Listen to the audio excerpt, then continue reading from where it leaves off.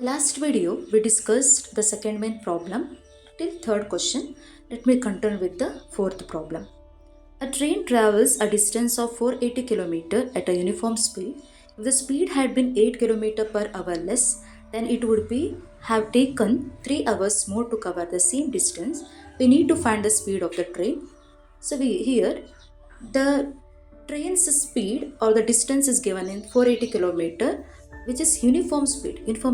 Speed means same time, same duration or same distance will be covered, and it is also given that we have to find the value of the speed of the train.